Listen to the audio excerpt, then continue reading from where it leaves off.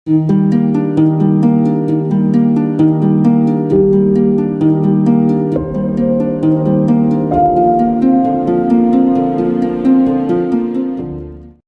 250 GTO, kesempurnaan dari api persaingan. Di saat kesibukan menumpuk, aku duduk diam menatap langit senja, menikmati secangkir kopi yang mulai dingin. Aku menulis sesuatu di atas kertas lusuh, sebuah impian yang mungkin, entah kapan, akan jadi kenyataan.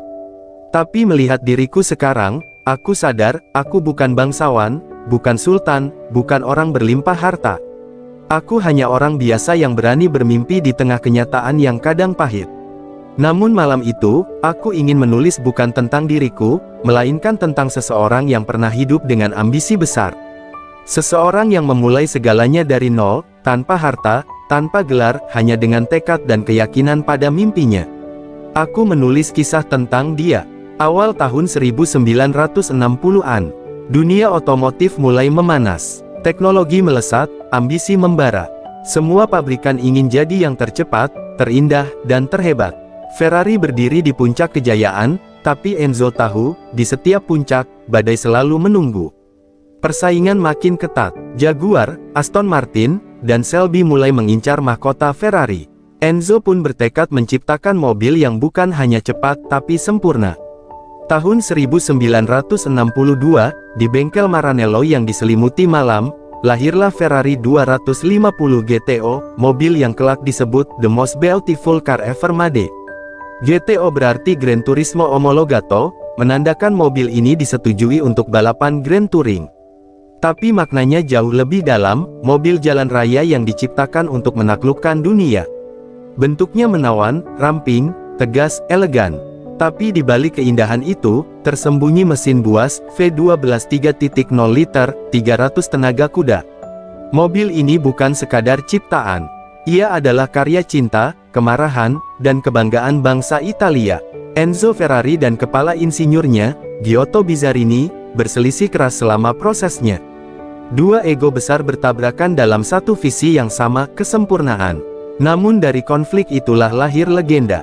Seperti api yang menempah baja, 250 GTO ditempa dari perselisihan.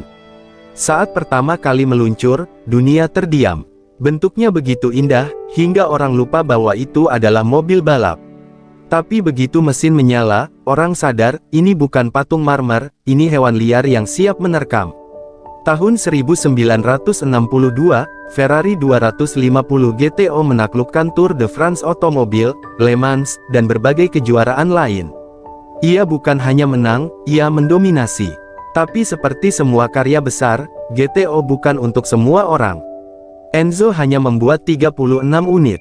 Dan setiap calon pembeli harus disetujui langsung oleh Enzo Ferrari sendiri.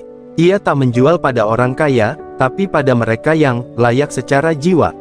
Jika Enzo merasa seseorang membeli hanya untuk pamer, ia menolak. Begitu saja, bagi Enzo, Ferrari adalah kepercayaan, bukan transaksi. Filosofi itu membuat 250 GTO punya aura eksklusif. Hanya sedikit yang bisa memilikinya, tapi dunia mengaguminya. Fakta menariknya, pada 2018, satu unit Ferrari 250 GTO terjual lebih dari 70 juta dolar. Mobil termahal di dunia. Tapi kalau kau tanya Enzo, ia mungkin akan berkata, nilai sejati bukan di harga, tapi di keberanian untuk menciptakan sesuatu yang tak tergantikan. GTO bukan sekadar cepat, ia stabil, seimbang, dan sangat manusiawi dalam merespons pengemudinya. Setiap tikungan seperti percakapan, setiap hentakan gas seperti degupan jantung.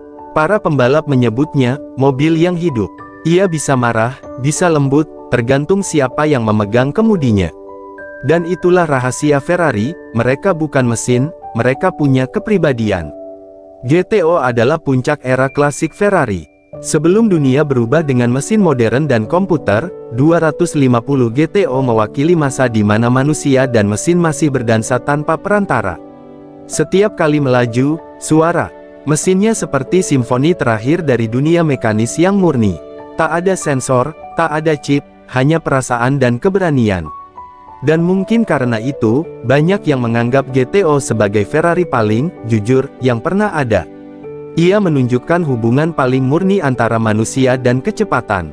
Di lintasan Monza, di bawah matahari Italia, GTO melaju seperti kilat merah di tengah badai debu. Penonton berdiri. Ada sesuatu yang mistis di udara, seperti menyaksikan sejarah yang sedang menulis dirinya sendiri. Enzo menatap dari jauh. Ia tak bertepuk tangan, tak tersenyum. Tapi matanya menyala. Dalam diamnya, ia tahu ini adalah mahakarya. Tapi di balik semua kemuliaan itu, Enzo juga kehilangan banyak hal. Konflik internal di pabrik, perpecahan dengan Bizzarini, dan tekanan dari dunia industri yang makin keras. Namun seperti biasa, ia tak goyah. Ferrari harus terus maju, apapun yang terjadi. Dan 250 GTO menjadi simbol dari masa itu, masa ketika Ferrari adalah seni, bukan bisnis. Desainnya, performanya, bahkan baunya, semua terasa otentik, seperti aroma mimpi yang jadi nyata. Tak heran kalau hingga kini, banyak kolektor menyebut GTO bukan sekadar mobil, tapi sepotong jiwa manusia yang terjebak dalam logam. Ia bukan buatan pabrik, ia diciptakan oleh tangan, keringat, dan emosi. Dan setiap kali aku melihat fotonya, aku bisa merasakan apa yang Enzo rasakan waktu itu, kebanggaan, kesepian, dan cinta yang tak terucap pada ciptaannya. Karena pada akhirnya, setiap Ferrari adalah surat cinta manusia pada impiannya sendiri. Dunia terus berubah, tapi 250 GTO tetap abadi. Ia tak hanya mewakili masa lalu, tapi pengingat bahwa kesempurnaan bukanlah hasil, melainkan perjalanan.